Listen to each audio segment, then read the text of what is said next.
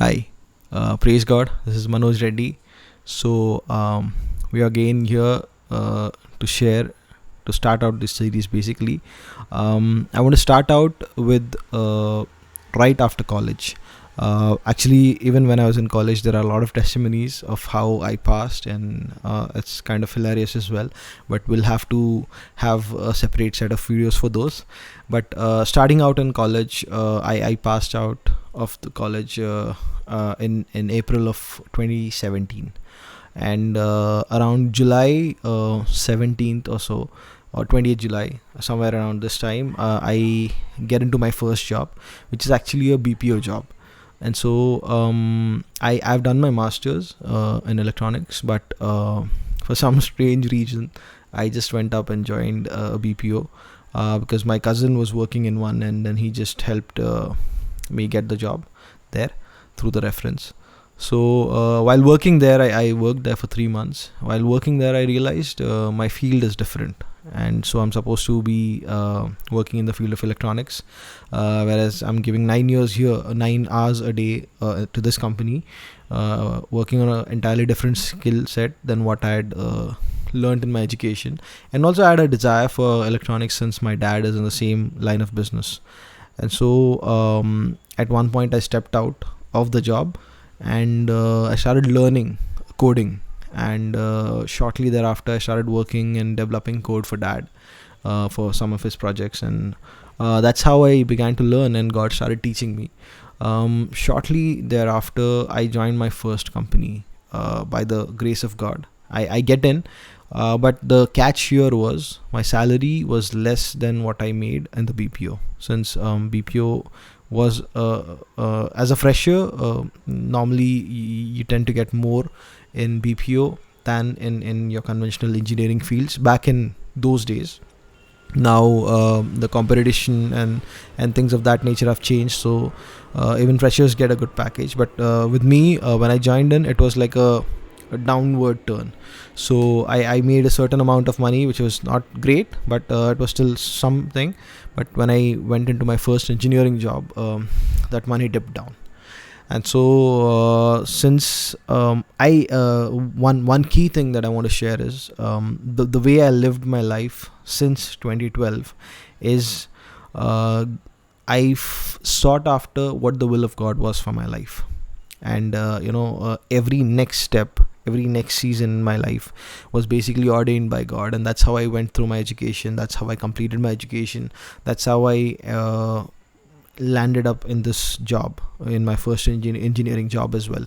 So God led me through the desires of my heart, and so that's one reason why I was okay to you know take a lower salary as well. And I just believe that I'll get to learn something here. And so I went in, and I realized that this is a trading company wherein the actual R&D, the research and development, was not the forefront of the company. The work was more on the sales side, and research and development was a smaller part of it. So while there, I worked there for 2 years. I had to fight a lot just to get my engineering work, because everything in the organization was leaning towards sales, and I didn't want to be in sales, but I did not know this part before joining the organization. And so I worked there from 2018 to April of 2020. So right about this time, I started this desire to be in that job just left. This desire to work there just left. I was feeling guilty for going to office and just taking their money, because there were not a lot of engineering tasks, and so the management was trying to put me into a sales role, which I'm not against sales. Obviously, in the business, this T-shirt is part of my business, and in this we need to work on sales as well. But back then I was not interested in sales at all. So I was said that I'll just go the engineering route, and also the desire to be there left. So one fine day, after discussion with my head of the department, I decided, having this confirmation from God, I decided it's time for me to step out. And I believe God will just land me a job, or maybe some business we can start or something. And then I stepped out April 2020. I step out, and again I started working for as a consultant for some time, writing code for two different firms, and I developed some software for them. And meanwhile, I was trying to give many interviews. So the difference was, now I had spent like 2 years in the field of engineering, so I was supposed to know a certain level of coding, which is how the other developers, the software developers, would have developed their skill. So I was being judged by that, based on that line. But like I said, for these 2 years I had to basically fight with the company just to get some engineering work. So my skill set was obviously not very strong, and so I kept getting rejected in interviews one after the other, and no less than 10 interviews, and I flunked. And since my dad was in the same field, at one point we had an opportunity wherein this person with whom dad had worked for quite a few years, he had his own company. And so this guy was very good at what he did as well. So I thought, if I join here, I can get to learn a lot. And so I was really excited. But that was the worst interview, because in that interview they basically destroyed any self-confidence that I had left after, failing all those other interviews. And by that time, this low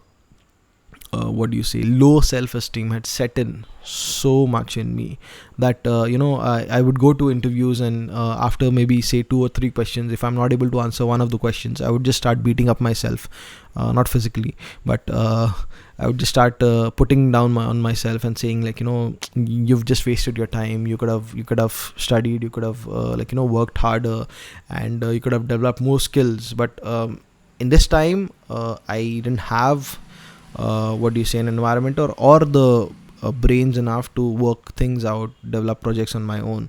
And so but the focus was on me. So whenever I would fail the interview, my focus would come back on me, and all I could see was a failure.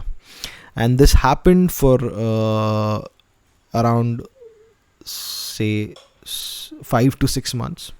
There was a total period of 7 to 8 months where I didn't have a job, but I worked as a consultant for different firms, but an official job I did not have. And so around 5-6 months I was basically fretting over this, and I was just like upset because back then I was 27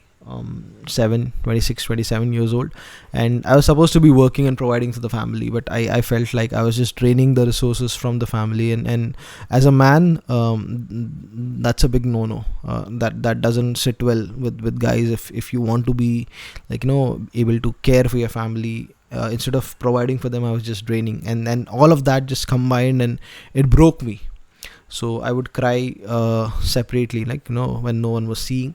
And then the first revelation regarding the job that I got was basically God taught me about the grasshopper mentality.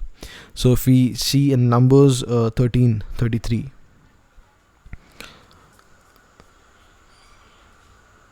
yeah. In Numbers 13:33, basically the children of Israel have arrived at the promised land where God has promised them, and this is the promise that God wants to give them, and He wanted to give it to them right then.